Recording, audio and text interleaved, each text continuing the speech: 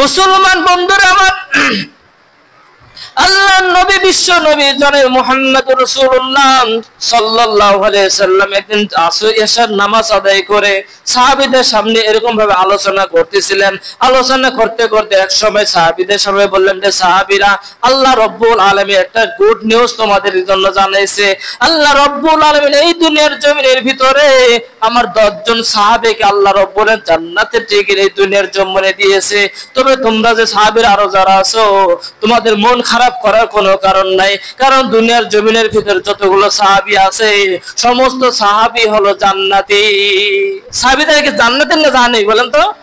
সকল সাহাবীরা কি যারা ঈমানের সহিত মৃত্যুবরণ করবে তারাই কি সাহাবী, যারা রাসূলকে দেখেছেন স্বচক্ষে দেখে ঈমানের সহিত মৃত্যুবরণ করবে তারাই কি রাসূলের সাহাবী। আর সাহাবীরা কোনোদিন কি জাহান্নামে যাবে? জাহান্নামে যাবে না।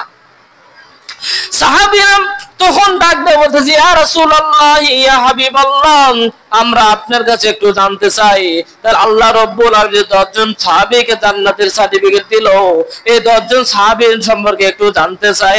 আমার নবীজি তখন ডাক দিয়ে বলে, সাহাবীরা শোনো, আল্লাহ রাব্বুল আলামিন দুনিয়ার জমিনের ভিতরে যে 10 জন সাহাবীকে জান্নাতের সার্টিফিকেট দিয়েছেন তার মধ্যে 1 নাম্বার সাহাবীর নাম হলো হযরত আবু বকর। 1 নম্বর সাহাবীর নাম কি? 1 নম্বর সাহাবীর নাম হলো হযরত আবু বকর সিদ্দিক রাদিয়াল্লাহু তাআলা আনহু, 2 নম্বরে হযরত ওমর, 3 নম্বরে হযরত ওসমান, 4 নম্বরে হযরত আলী রাদিয়াল্লাহু তাআলা আনহু। এভাবে আস্তে আস্তে আল্লাহর নবী যখন 10 জন সাহাবীর নাম বললেন